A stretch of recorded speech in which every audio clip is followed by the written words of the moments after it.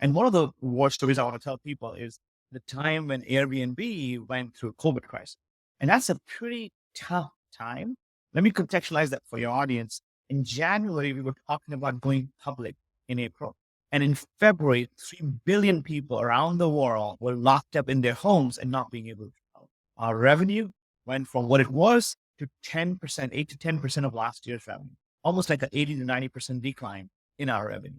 There was not a single chart that I could use in all hands and team meetings that was going up and to the right. All charts were going bottom and to the right. Literally, number of users traveling down, revenue down, attrition high, maybe, right? But no chart that people can look at them and say, wow, I'm going to leave. I'm going to be at this company because that chart is amazing, right? So what I learned during this time was a new leadership style. Hello and welcome to Somehow I Manage Product Teams. I'm your host Naveen Pichandi, and I'm on a quest to have conversations with product leaders to uncover how each of them skillfully wield the art of managing people and products. And I'm joined today by Sanchan Saxena. Sanchan was most recently the VP of Product at Coinbase, and before Coinbase, Sanchan was the Head of Product and GM at Airbnb, founder and head of product of Instagram Shopping, and director of product management at Yahoo, and was the lead PM at Microsoft before that. In this episode, we talk about the story behind Instagram Shopping, the hypothesis, the pitch, and the execution behind it. We even talk about some decision-making frameworks that Sanchan uses from his experience from Instagram as well as Coinbase. How Sanchan built the product org at Airbnb, scaling from 40 PMs up to an org of 200 plus. And finally, the Airbnb COVID-19 war story and the leadership lessons from that experience. This one's a fun one. Let's get into it. For management, press 5.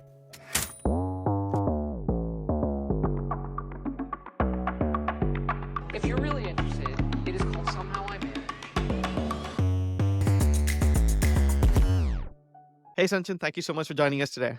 Excited to be here, Naveen. That's great. I am going to start off with our canonical question on the pod. Tell us a little bit about your product journey and where you are right now. Happy to share. My product journey started back at Microsoft when I was back in the day, they used to call it program manager, but that's actually product management role over there, So my journey started over there. But if I extrapolate that a little bit, my journey actually started because I was in my third year of engineering when I took a little bit of a sabbatical to start my own company. And as an entrepreneur, I fell in love with the idea of operating at the intersection of technology, business thinking, customer obsession, etc. That startup, unfortunately, didn't work out. So I went back, finished my engineering, and my mom was very happy, that son has finally finished his undergrad, But it taught me a lot of good things, and that's what I've carried forward in every job I've had. So I started at Microsoft, and then went on to work at different companies, all the way from Instagram, which was acquired by Facebook. I was there early days, but Instagram made $0 in revenue.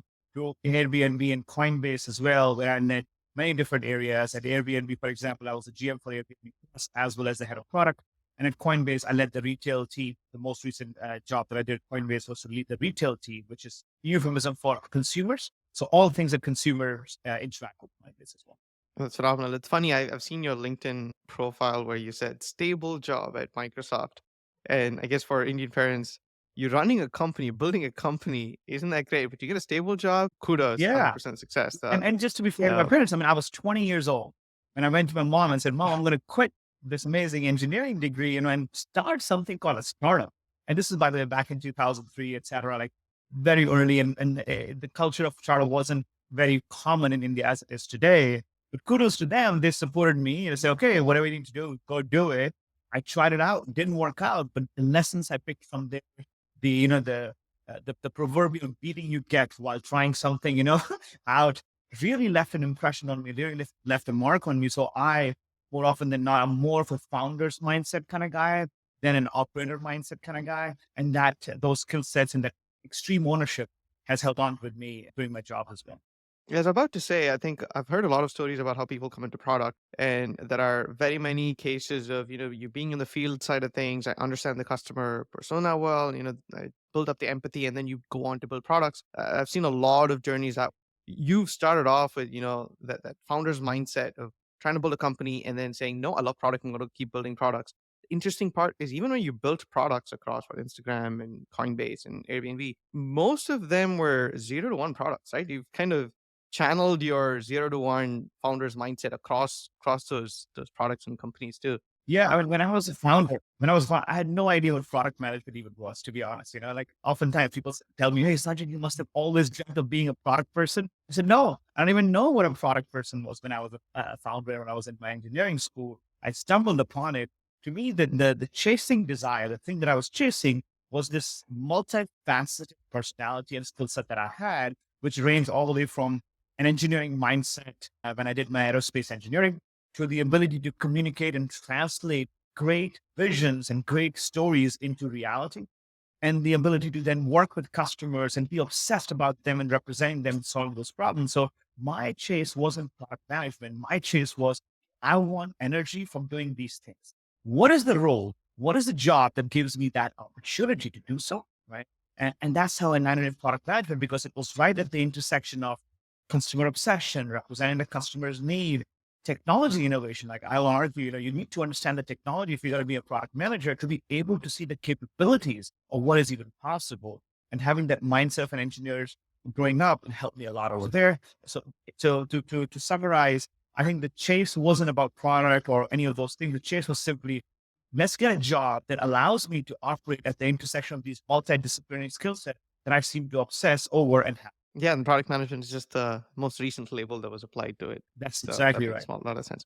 This segues very well into kind of the things that I wanted to ask you about. I want to learn more about kind of how you did what you did at, these companies.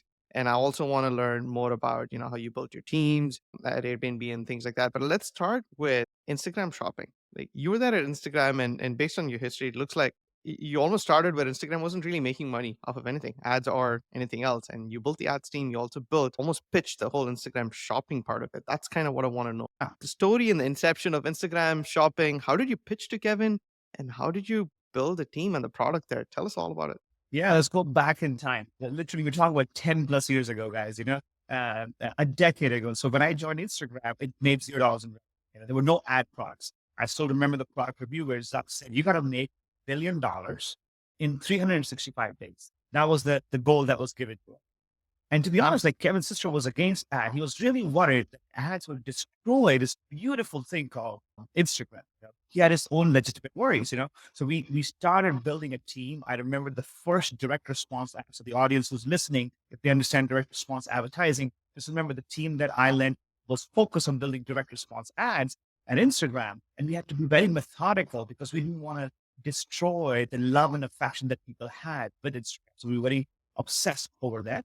Funny story, every ad that went live on Instagram was personally approved by Kevin Systrom in the early days. The marketing person will actually leave those ads, printed versions of those ads at his desk, and he will review it and say, okay, we can do this. No, we cannot do this. And then that's how the ad would go. Though fast forwarding it to a few years, well, Instagram shopping was yet another idea that we stumbled upon. That's the honest answer, which is we kept monitoring the customer. I always say your customer will lead the way, and they will have your product in ways that you never thought or you never even designed the product for. So what we saw was in Southeast Asia, many businesses, small businesses and large as well, were using Instagram. And the small businesses were using Instagram as their website. They didn't even have a website. So they will just create an Instagram store or other Instagram profile, like you and I will, put photos over there, and through the comment and direct messaging section of Instagram, they will conduct transactions. It was fascinating. And to me, that is how customers were hacking Instagram. And I'll tell the audience, you will notice in a successful product, your customers will pull you in many different directions, will lead you forward. And the real genius of you as a head of product or whatever role you're doing as a founder is to figure out which of those customer pulls, which of those customers thinking of the product you want to double down. Just because the customer is hacking the product in a certain way doesn't mean you have to build it either, right? Because you need to be aligned to your strategy, your vision of what you want it to be, right? So for us, it was really important. Do we bet on this or not? I kid you not, I pitched that I think 3 times. Third time was the charm. The first 2 times it was rejected, for many reasons, rightfully so. It was not the right time. It was probably not too early, etc. But the third time was the charm. And the way it worked out was me and Deb New. Deb New was the VP of product on Facebook Commerce, and she landed certain bids or certain headcount to us. So she said, okay, I believe in this idea. Why don't you take these headcounts and go hire a team against it? So we started shopping with just 3 engineers. And half a PM. It was that small and half a designer, And then once we built the MVP, we built it hand curated. Macy's will send an email of the photo that they want to post. We will have an ops person who will upload it, tag the product manually into that photo, and then it'll go live and we'll see how users are reacting. Sometimes people overbuild the product MVP and it's not needed. It's not necessary to do that. You can do things that don't scale at first and actually build something amazing first, and then go on to figure out which of these pieces are working and then go on to scale those again. So that's how early Instagram shopping started. And then it went on to add many, many features, many, many roadmap items once we kept proving the hypothesis after hypothesis whether customer want. Yeah, that's a phenomenal story of how small a team that you actually pull together to go ship that first version of it. My thing, Naveen, is never start a 0 to 1 idea with a large team. You're going to never succeed. And there are many reasons for that. But one of the biggest one is the coordination tasks. Making sure so many people are trying to pull this thing together. What you want to do is small but mighty team full of amazing, talented individuals can do wonders that large teams cannot accomplish. So 0 to 1 ideas. And I think I want to underscore that. I want to underscore the second part of the mighty team. What were some of the qualities that you had to look for to pick that group, engineering and product? Like, what did you look for? How did you get that team? Like, what was that person in the team, not the other? Yeah, I'll tell you this. I mean, I think not everybody's cut out for 0 to 1 products. It's a fact, and you can learn, of course, to try these things out. But there are certain traits that distinguish, in my mind at least, people who do 0 to 1 amazing versus people who do 1 to 10x amazing. Yeah. And again, you can transition from one to the other, but it requires dedicated effort to do that. That's at least my observation. So when you're starting 0 to 1 products, you need people who are obsessed over what you're doing. They're not obsessed over numbers, compensation, title, etc. They need to be in it because they want to will this idea into existence. Because in the beginning, you have to give the idea way more energy than the idea will give you. You literally have to birth this idea. It requires a different kind of a person who is willing to work on something that complex, that early, with scarce resources, and be able to wake up in the morning and push through the grind to be able to birth that idea. And I look for those traits. I look for people who have demonstrated experience in taking something that was small and actually birth it into this universe, actually manifest it in real life. That requires different energy. Number two, you got to have people who are more willing to experiment than be obsessed and, fixated too much on what they think is the right thing for the customer. You definitely want to start with a strong hypothesis of what the customers need. Otherwise, we'll never get the starting point, right? But at the same time, what's more important is getting to the right answer, irrespective of how you got there, meaning it could be your idea, it could be someone else's idea, you experimented, found out something else, but the ability to pivot and iterate is the most important thing. So in the early stages of the 0 to 1, you're looking for high velocity decision making. You're looking for high velocity code shipping. You're looking for people who believe in optimizing for high velocity than getting every perfect decision. And on this archetype, I'm curious, this may be a hot take too. So let's try to make this trade-off.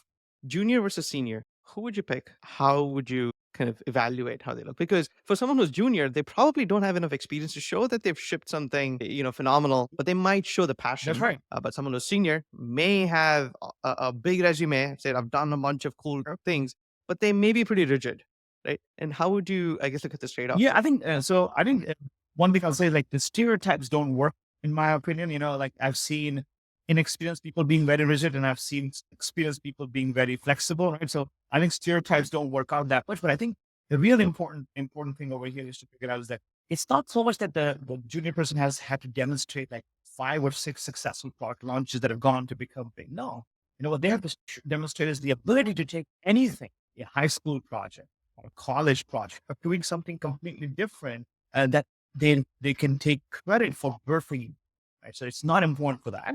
What I'm really looking for is the ability to execute, the ability to get to the sleeves rolled up and actually make shit happen, so to say. So I think it's important to recognize that it's not about junior or experience. Having said that, it is also a question of how you compose the team. And that's the more important thing. In fact, I would argue sometimes inexperience is actually a good thing because now you're challenging the assumptions that the experienced people have about that system.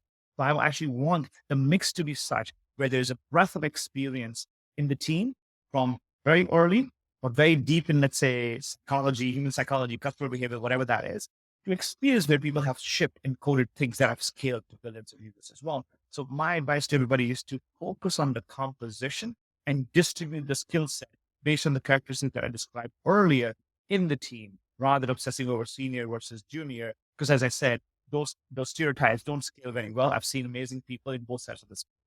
No, that's a fair point.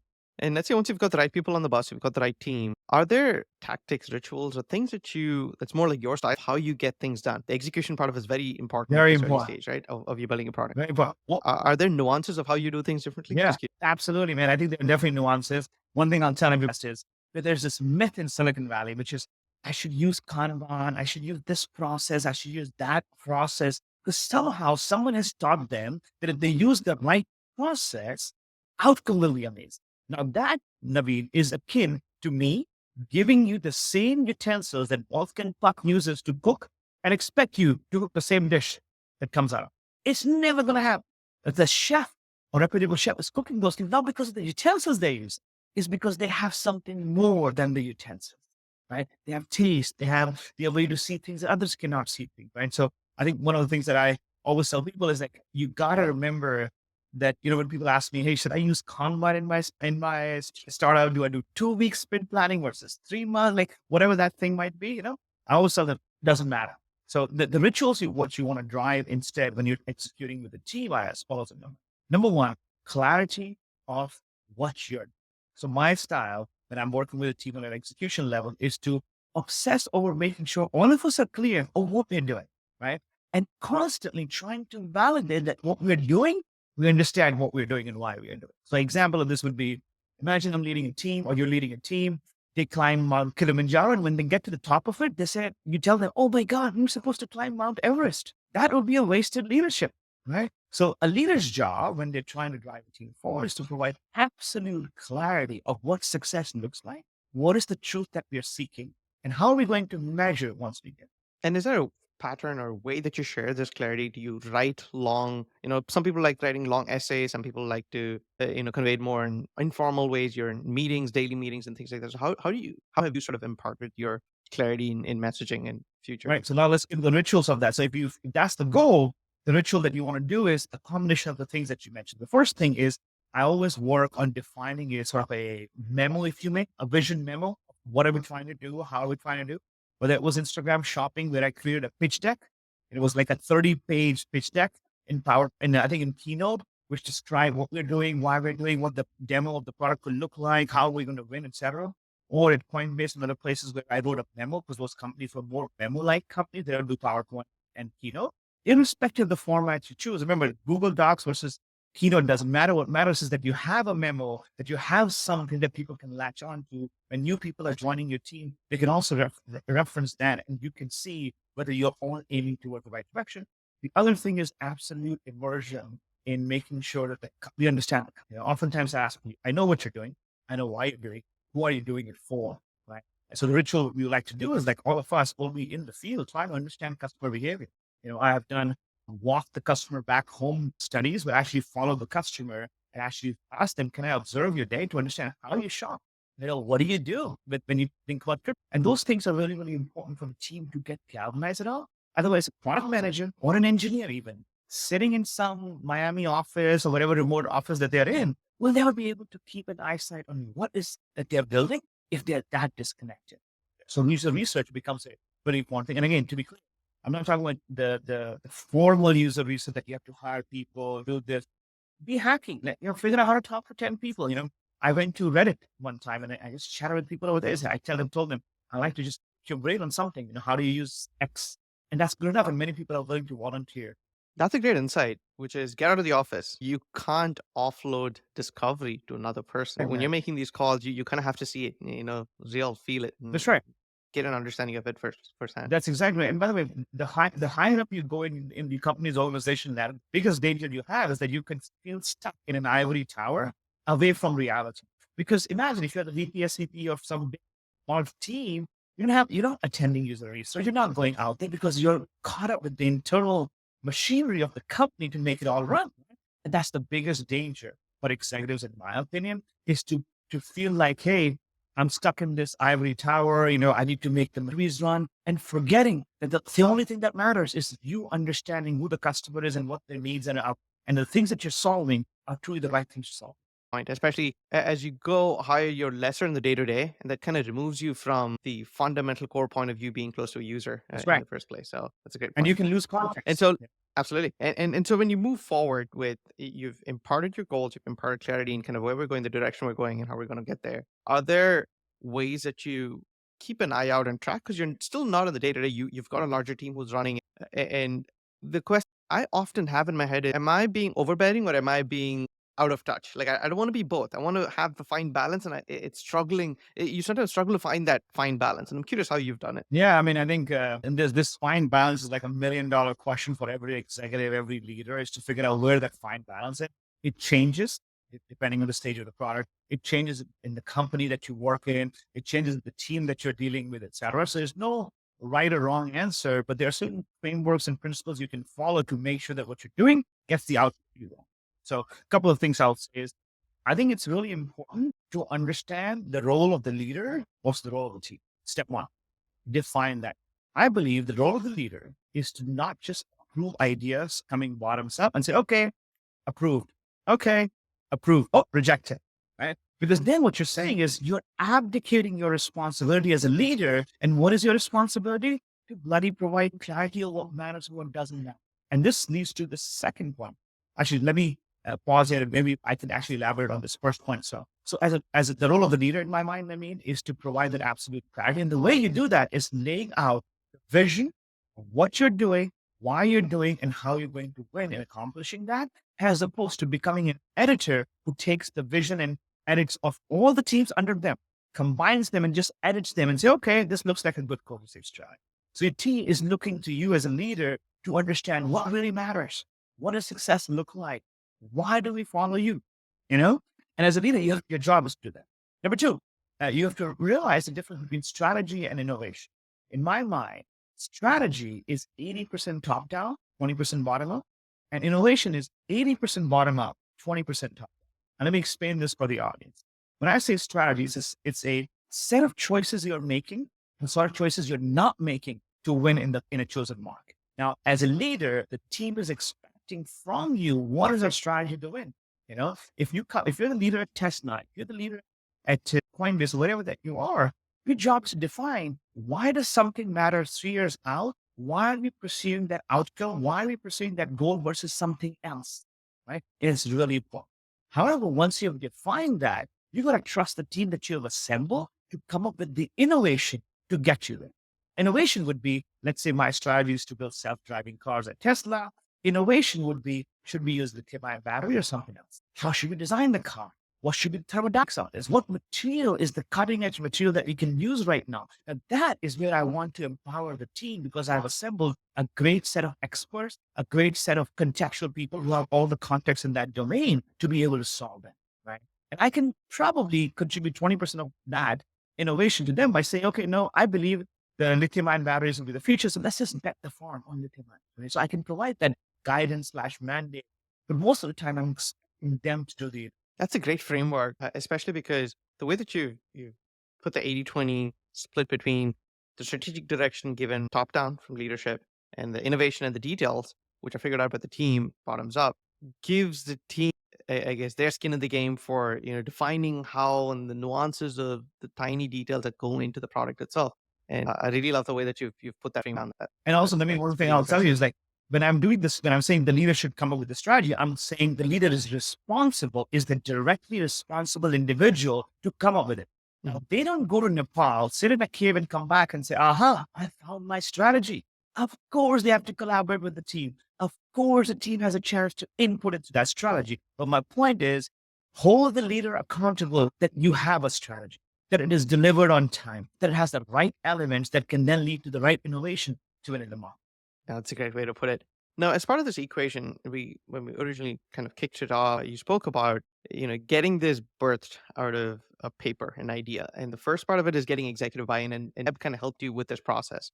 So as you're going through this execution phase, I'm sure you were very involved in keeping Deb in the loop or your higher execs on how well it's going to go. How did that happen, and Yeah. what do you have to do to handle that? Because that's a big part of what you need to do as head of product for this, right? Yeah. So I'm curious, what's that part of the angle? Yeah. I mean, look, in every company that I've ever worked with, and I'm pretty sure the product managers listening to this podcast, I've also felt this, that every discipline, every leader, every person that they work with in a cross-functional team wants to be involved early on in planning, in strategy, and they want to sit at the table when they're starting off every point. Because if they're not, how can they do their job, right? You hear this a lot from user research or marketing. It's saying, hey, I want to be involved early on, right? And now let me tell you a secret. There is no table large enough to have a seat for every discipline at every company to get started on day one of the project. So the job isn't, to me, inclusivity isn't defined as everybody from every team has a say and a seat at the table for every decision. How it is defined in my mind as a leader is that the right person from the right team is involved for the right decision at the right stage in the journey to make sure we're all pushing in the right direction and resulting in. Now, what does that mean? It means that maybe marketing is not there when you're actually starting off and kicking off and brainstorming for a 0 to 1 idea. And maybe that's okay, right? Maybe legal isn't there, right? So the key thing to remember is that it is really important that you must involve the right decision maker, the right input, the right person to be able to get the right job done, but not all the people at the same time, at the same point in the problem. So how do I manage that? I think it's really important. Step one is to clearly declare the team. Define to everybody, hey, we're kicking up this new thing called Instagram shopping or Coinbase NFT or whatever that might be. And here are the people who I am bringing together actually make the thing get started.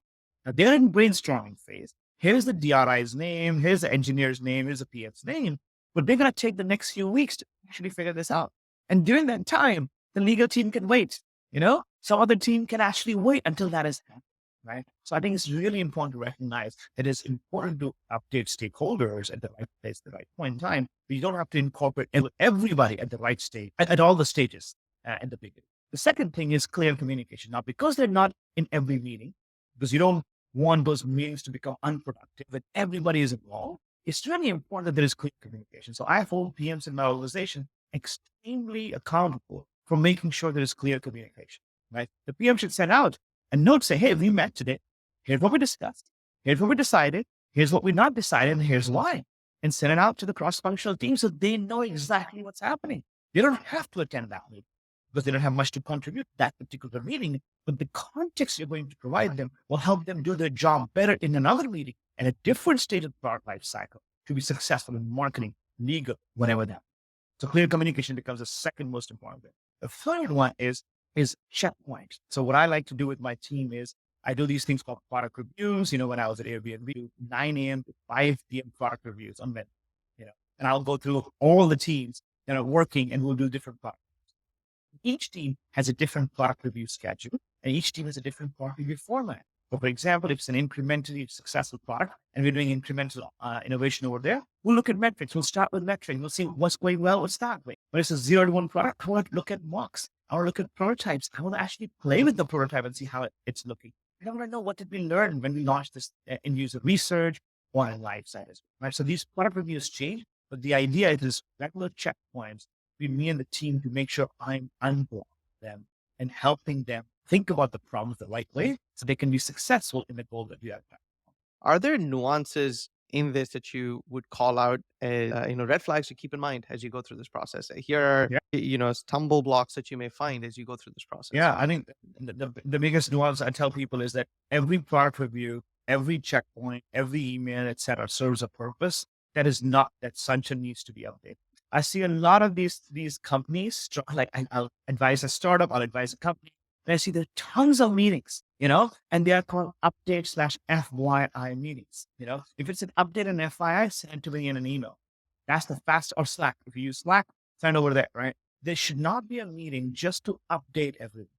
I tell people, if I see that anti-pattern where, marketing is hosting a meeting to update product management hosting a meeting to update legal, there's something wrong.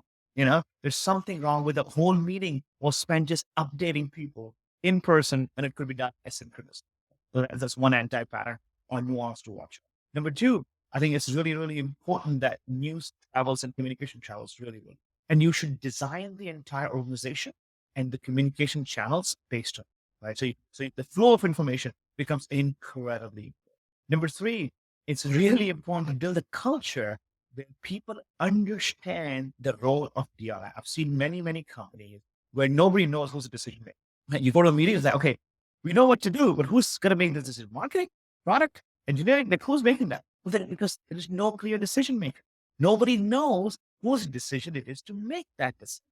So Coinbase, to give kudos to Coinbase, created this framework called the rapid framework, where every decision has a clear decision maker outlined at the beginning of the process. So no two teams are actually butting heads or being passive aggressive, delaying the decision because they're like, oh, I want to be nice to that team. Oh, no, they want to be nice to me. But that bullshit goes away when you have clear decision making and decisions become unemotional. Two teams are not fighting because they want their agenda or their things to be done and they're emotional about it. In fact, they take it to the person who's a decision maker and only that person, 60 other people, only that decision maker, and discuss the pros and cons of the options. And at the end of the day, the DRI has to make a decision. Let me make this real for your audience. At Coinbase, Airbnb, we operate in environments where there were always legal risks associated with anything legal, right? Airbnb, for example, is still illegal in many countries, including New York City, right? Well, we have to do something, right? We can't just sit there, right? So there will always be these movements to educate lawmakers, get the better laws, etc. But in the interim, you have to make a decision, right? So the legal team was responsible for bringing to me and other GMs all the analysis of what can happen when you make this decision. But let's say I disagree with the legal team, right? It doesn't make the legal team hate me because it's an unemotional decision. It is not legal versus product versus legal. It is a very factual decision that we are making.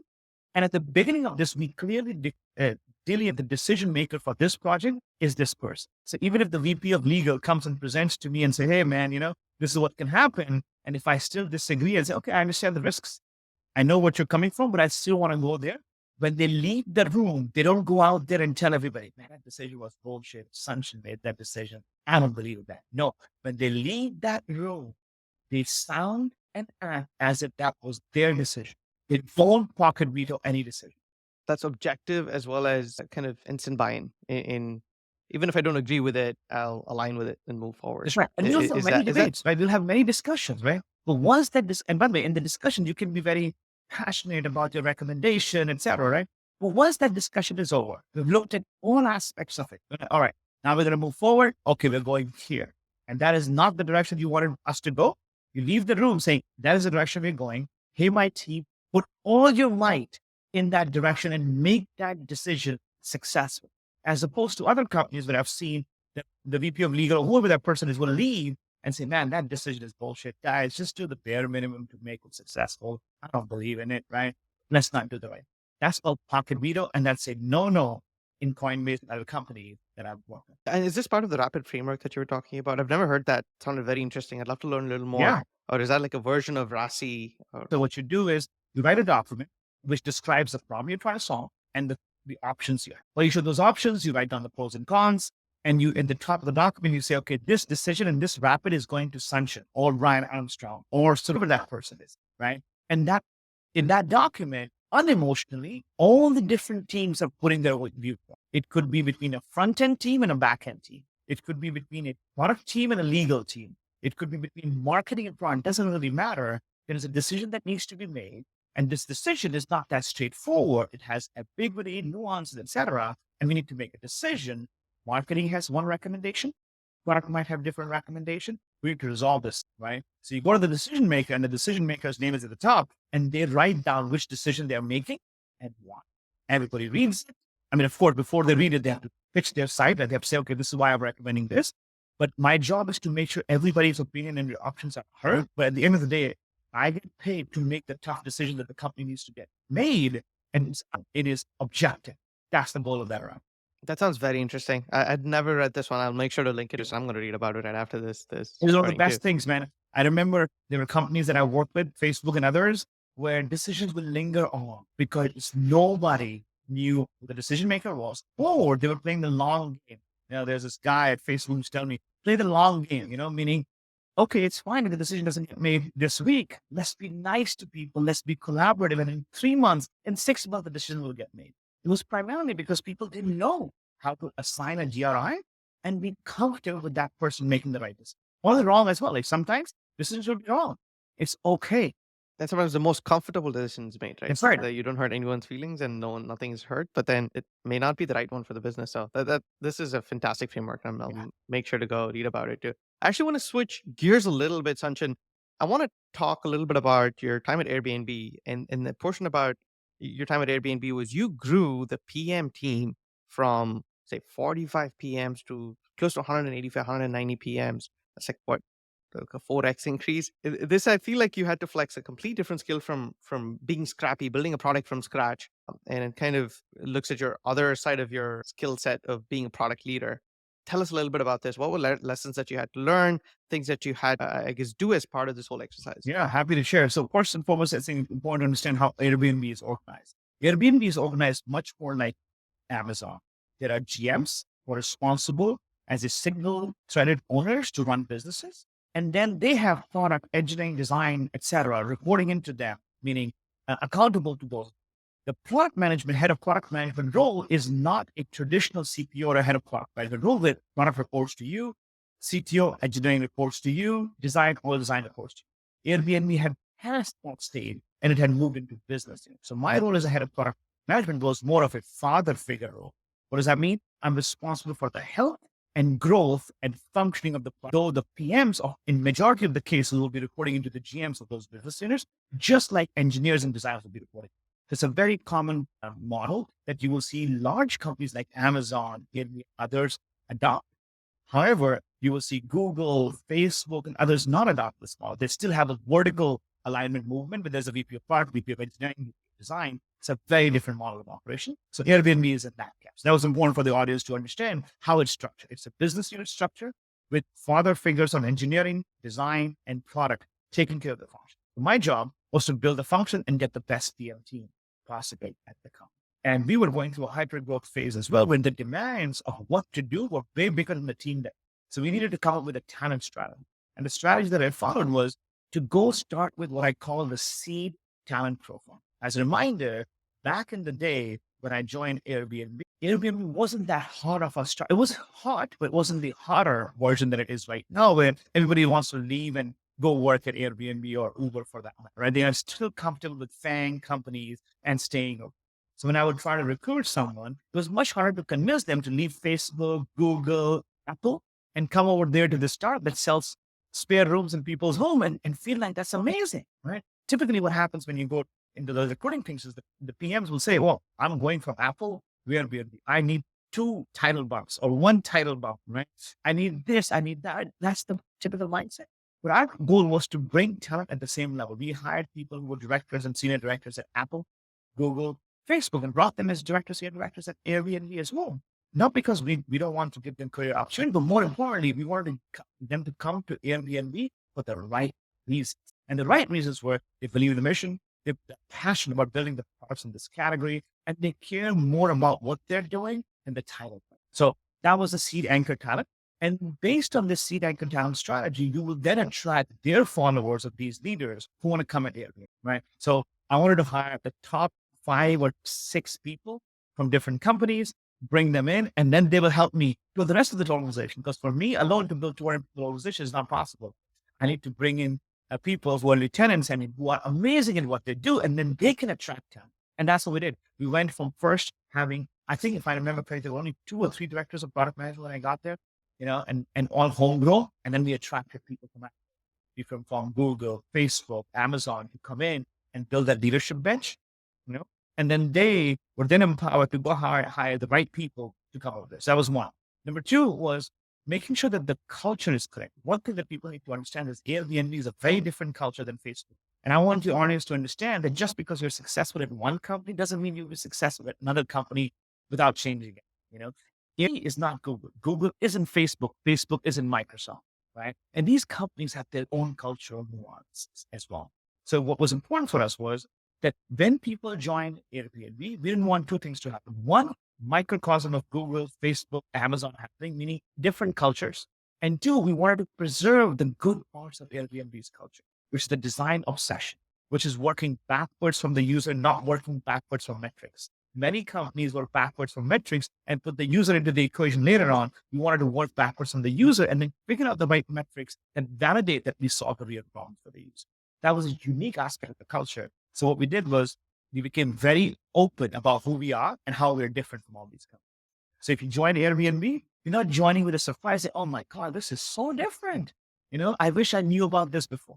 So I advise founders who have a unique DNA to be upfront and say, this is who we are and be proud of who we are. I really two aspects of it there because the first one is you allow it for growth. You have your seed crystals or seed anchors, and then you get other really smart people, but you're also making sure there's sort of a counter principle that keeps you in check where you're not creating mini Googles or mini Apples of sorts. So that's great to hear. Yeah.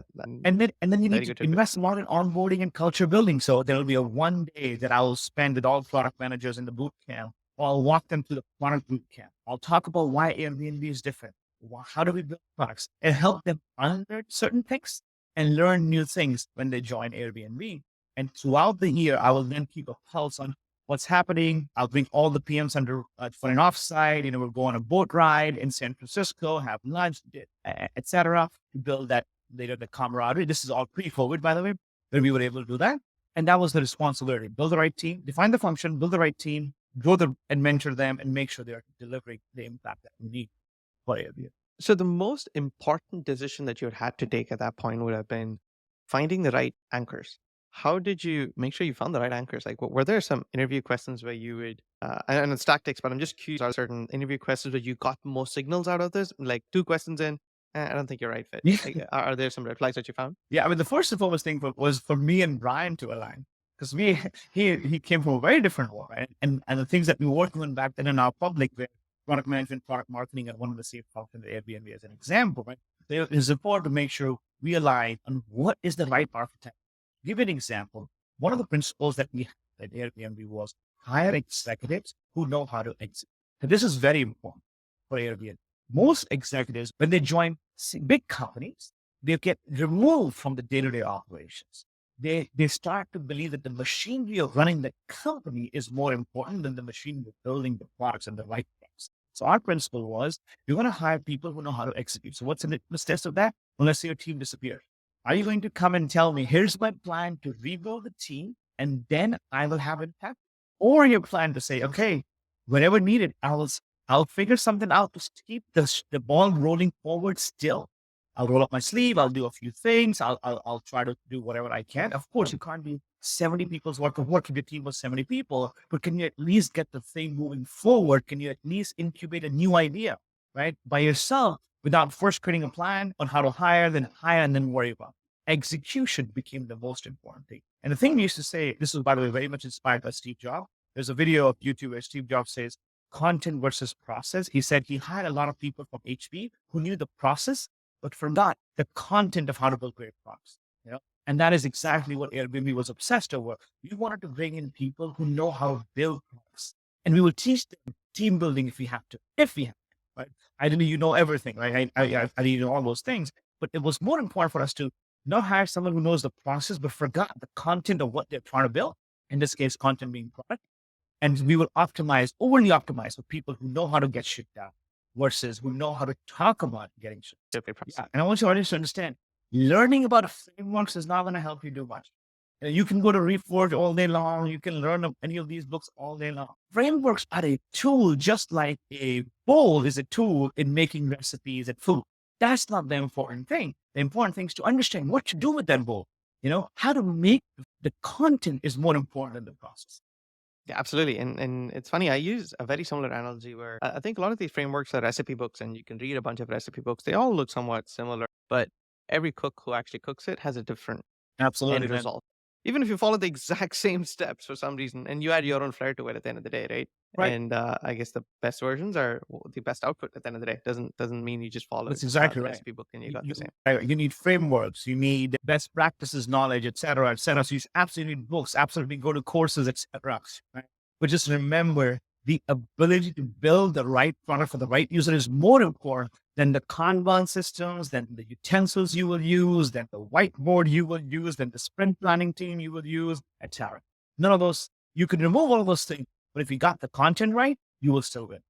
That's absolutely, you're spot on with that. Another thing I wanted to talk about, Sanchan, is I think LinkedIn sometimes has a similar effect to Instagram with the glam and galore in the business world, I feel. And you've unarguably spent your last decade leading some of the most loved consumer facing products in the world. And I think you have one of the most illustrious careers in working on amazing products. And with all the success on one side, I'm sure there were painful lessons, things you've struggled with along the way that aren't on LinkedIn or anywhere. I'm curious, Yeah. were there any? Yeah, I mean, this is the curse of resumes or LinkedIn website, right? Which is you only talk about what you did, you don't talk about what you failed at, because there's no way to talk about it. So what I try to do is I try to post videos on social media, so your audience should follow me on YouTube, where I talk about my war stories, things that I learned, the mistakes I made, and how I got over them. And one of the war stories I want to tell people is the time when Airbnb went through a COVID crisis, and that's a pretty tough time. Let me contextualize that for your audience. In January, we were talking about going public in April. And in February, 3 billion people around the world were locked up in their homes and not being able to travel. Our revenue went from what it was to 10%, 8 to 10% of last year's revenue, almost like an 80 to 90% decline in our revenue.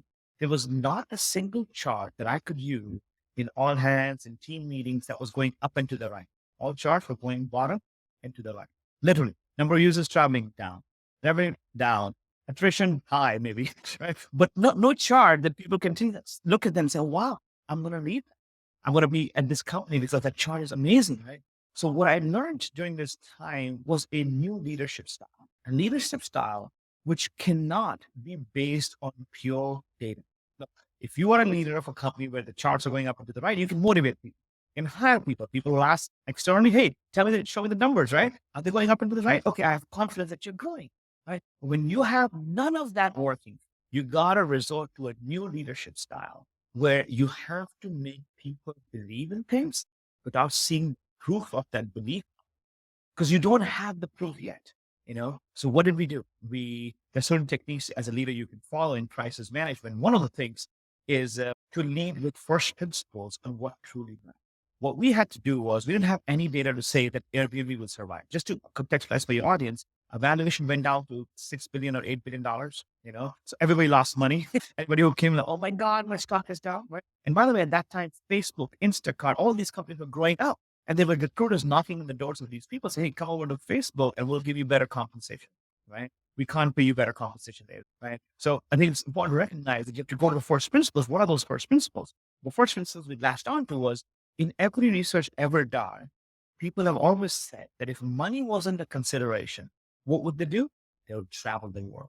And our mission is to be the homepage of all travel around the world. We want people to build incredible memories when they do travel. So one thing we know for sure from this first principle analysis is that people will travel if given a chance. When that chance will come back, I can't answer that. When will COVID be over is the answer to that. Whether it'll be a vaccine or not, whether it'll take 6 months or 6 years, we don't know. But what we do know that people want to travel. Nobody wants to be stuck inside their house. That first principle thinking allowed us to motivate people into a proof point that is adjacent to the proof point they need, which is the number of users booking, etc. It's adjacent to that. It's not the confidence that the first principle matters and this company has a chance. Number two, we had to then implement that first principle on a day-to-day basis. What did we do? We looked at things that users were changing behavior. We stumbled upon two ideas. One was people started traveling locally because we believe people will not like to stay inside their house. Instead of catching a plane to Paris this summer, what did they do? Well, there's COVID. They'll travel to Carmel from San Francisco.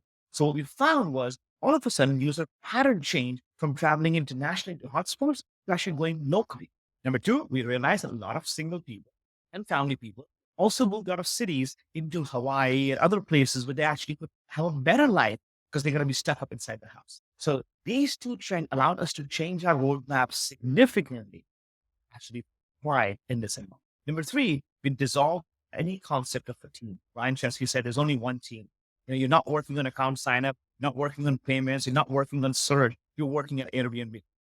And what that meant was we went from having roadmaps of 3 months and 6 months to having 2-week roadmaps, 1 week roadmap. What are we doing this week became incredibly important than what are we doing 6 months from now? Because nobody knew what we will be doing in 6 months from now.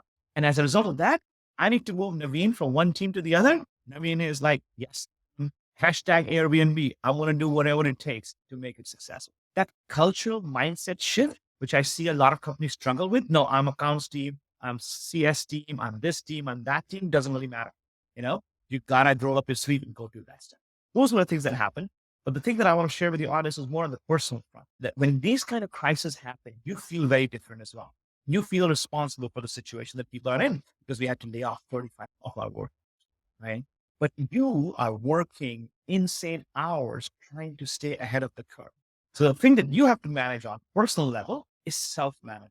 How do you manage your stress? What kind of mindset you bring to the company when you show up in the morning? Because if you are negative, if you don't believe in the future, people will see through that. And you can't fake it. Let me tell your audience, you cannot fake any of that enthusiasm and any of that belief in front of a team of 1,200, 2,000, 3,000 people. They'll see right through it. So you have to manage yourself. You have to figure out how to avoid burnout. You have to figure out how do you build the belief in the things that you want others to build the belief in first, right? It's a completely different journey. And lots of things happened during that time. Luckily, everything worked out just fine. We went IPO, became $100+ billion company on the day of the IPO. But there are so many scar tissues and PTSDs from those days that I still carry along with. Yeah, I feel like it's one of the, I guess, canonical resurgence stories and one of the best, I guess, resurgence too, I guess, in recent history that we know of in the tech industry. And it's amazing that you've actually gone through that journey firsthand. I'm sure there were a lot of heartaches when you were going through it, but now when you look back, I'm sure there's so many lessons that came out of it. And I'm also curious, was it that Airbnb could do this on mainly because you hire a team of missionaries and not folks who would just jump off as soon as things went bad? Yeah, I mean, look, a lot of people did jump ships. Some people were on visa. They can't afford to be at a company that can lay them off, right? So we didn't point fingers at people when they wanted to leave because they have so many other considerations that everybody has, right? But I think the number one reason I tell people is the founder. I think Brian Chesky is the Rocky Balboa of Silicon. Rocky Balboa who gets punched, stands up and says, okay, one more round. That is the personality he has. And he's gone through some crazy punches in his 12-year history of building Airbnb. But I think the number one secret weapon in any company is the founder. How does a founder operate? What do they do? How do they show up that creates the culture, that creates the energy, that creates the attractive force for others to want to follow, right? And the number one reason was that. Number two, you're right. We did hire a lot of people who believed in the mission, so who stayed back, really wanted to stay back to make the company be successful. So a lot of high talent density.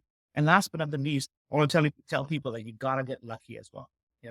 This is the secret sauce of great careers. This is the secret sauce of great successes in life, great companies as well. You got to get lucky. And we did get lucky in certain areas where we did discover changing user behavior quickly enough to pivot the company to be successful. That's great. And you also put yourself in a position where you could find your luck too. That's the only thing you can do. Maximize your probability of being lucky That's in a way. Exactly right. People ask more. This is phenomenal, Sanchan. I feel like I could keep talking to you. There's so many other questions and topics that we had, but I want to be mindful of your time. I have a few rapid fire questions. The first one, your most recent wow moment using a product. My recent wow product is LegalZoom. I actually set up a company for the first time for my business that I'm doing on the side. And I went through the process. It was painless. And the way they designed the experience was designed for someone who wants to spend the least amount of time taking care of the paperwork, but wants to be correct and clear so they don't make mistakes with the government. And they designed the product to be so amazingly well. And once that was done, I was like, man, this was painless. Oh, wow. That's great. It's funny that you say that because that's been a 14, 15-year-old company or even longer. That's great to hear that that was on your list. That's amazing. What is your superpower that you think that makes you successful building product? I feel like there's something that you have that makes you world class at what you do. And what do you think that is?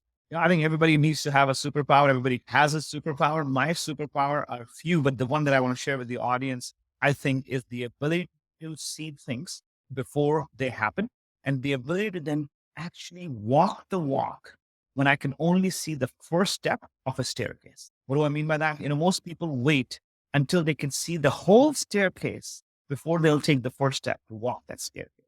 I will walk with the first staircase being visible because I know when I stand on that first staircase, I will then be able to do the second staircase, not versus when I'm standing at the ground floor. So the ability to see things that don't exist clearly in my mind, and then they have the guts and the conviction to move forward and I only see part of the picture. Possible. That's great. And I'll add that you're one of the best storytellers that I know as well. So I'm sure that that's been one of your major superpowers. One piece of advice that you'd give your 20-year-old Sanchan. To not be too obsessed over not making mistakes. I think a lot of people paralyze themselves by the fear of mistakes, by the fear of trying something and failing. If you look at my life, I was an entrepreneur first, it failed, and then I went on to become an employee, an operator, right? Then I tried a bunch of other things that may work out, sometimes may not work out. Luckily, 3 of them worked out, but there were others that did not work out. Early on, I think people paralyze themselves by not making the decision because they're afraid of mistakes. They're afraid of failure. One thing I've learned is in your 20, 30-year career, no one mistake is going to hold you back than the mistake of not getting started, than the mistake of not doing the things that you truly, truly wanted to do. That's great advice. Last one I was going to ask is actually not PM related. If you're not a PM, what would you have been otherwise? I studied aerospace engineering and aeronautical engineering in undergrad, and my dream was to go to space. Back in the day, there was no Elon Musk and SpaceX. So if you wanted to do space, you had to work for NASA or 1 or 2 government agencies.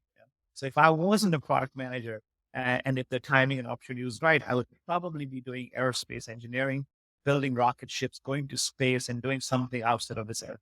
You've built, I guess, your proverbial versions of rocket ships. So this is one of the best, like I said, one of the most illustrious careers that I've known of people who've had in product and in, I guess, tech industry. So thank you so much for being on this. And I feel like I've learned a lot in this last hour that we recorded. I'm sure folks are listening in also learned a lot. And I know you're doing a lot of videos, so I'll make sure to put the links down for wherever you're posting them in YouTube, LinkedIn. Where can people find you on the internet? And are you, I guess, active on any other platforms and things like that? Yeah, they can find me on YouTube. My handle at all the platforms is The Real Sanchan because I only talk the real talk. So if you find me on YouTube, it's The Real Sanchan. TikTok, Twitter, Instagram, all of those have the same handle, The Real Sanchan. That's fantastic. Thanks again, Sanchan. Like I said, you're one of the best storytellers I've listened to. I could just, like I said, keep listening to you for hours, I feel. This has been phenomenal. All the best at everything that you do. I guess all the best in all your future endeavors too. Hope our paths cross again and we get to chat more at some point. Thanks, Sanchan. Thank you. Thanks for having me.